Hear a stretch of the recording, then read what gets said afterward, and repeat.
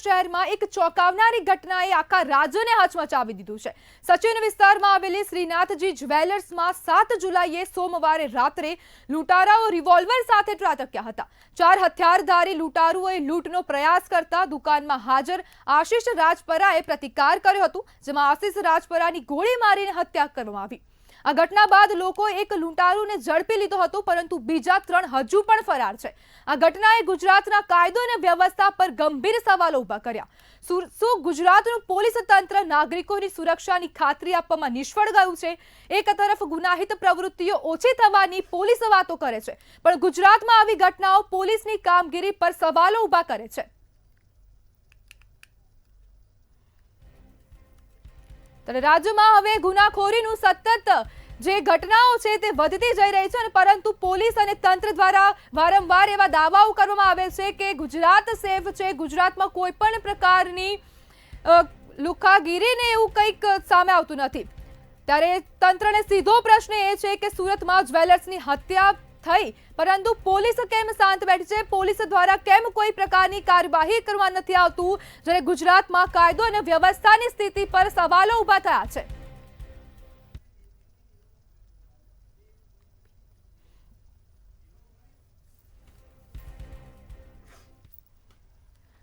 આપણી સાથે એસીપી નીરવ ગોહિલ જોડાઈ ગયા છે। જી નીરવભાઈ, આ જે ફાયરિંગ અને હત્યાનો મામલો શું છે?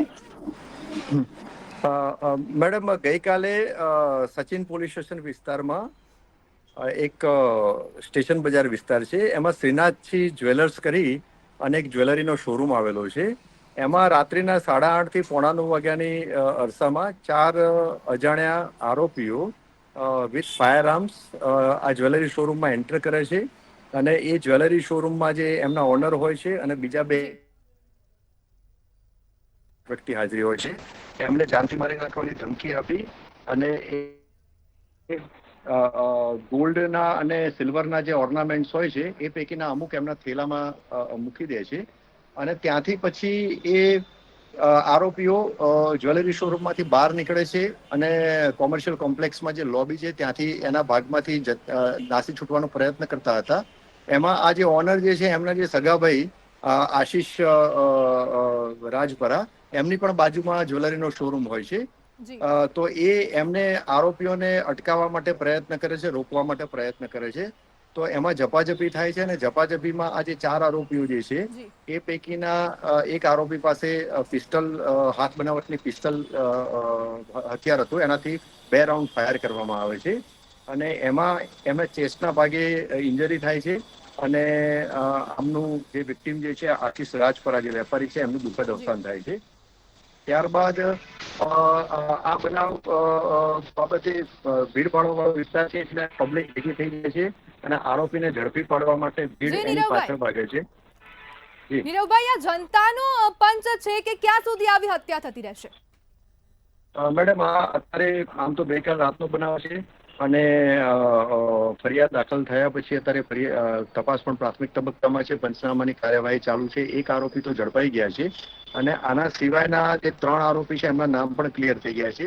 હવે આમાં બનાવ એવું છે, અને જે તપાસમાં જે હકીકત ખુલી છે એમાં એવું છે કે આ 4 આરોપી જે છે મૂળ બિહારના વતની છે, અને એ 2 દિવસ પહેલા જ સુરત આ લૂંટના અંજામ માટે આપવામાં આવેલા હતા। એટલે મૂળ અહીંના છે જ નહીં, અને અહીં રહેતા નથી, એટલે 2-3 દિવસ પહેલા જ આવ્યા હતા। એટલે અમને થોડો ડાઉટ છે કે કોઈ કદાચ ટીપ આપી હોય એવું બની શકે, એટલે એ દિશામાં પણ પ્રયત્ન ચાલુ છે, તપાસ ચાલુ છે, અને 4માંથી એક આરોપી તો પકડાઈ ગયો છે, અને 3 આરોપીના નામ પણ ખુલી ગયા છે, અને એ દિશામાં અમારી સ્થાનિક સિવાય સુરત ક્રાઇમ બ્રાન્ચની વિવિધ ટીમો એમાં કામે લાગી છે।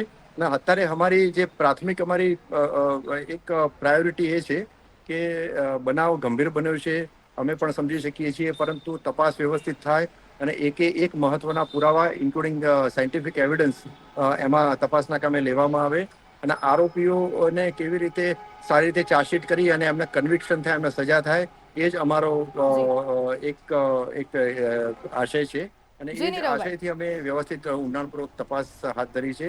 એમાં જે મુદ્દામાલ જે ટોટલ ગયેલો હતો એ પણ રિકવર કરવામાં આવે છે તપાસના કામે, અને એક હથિયાર જે પિસ્તલ એ પણ અમે રિકવર કર્યું છે, અને ખાલી કેસીસ અને લાઈવ કેસીસ પણ અમે એમાં તપાસ દરમિયાન કબજે કરેલા છે. જી નીરવભાઈ, મંતવ્ય ન્યૂઝ સાથે જોડાવા બદલ આપનો આભાર.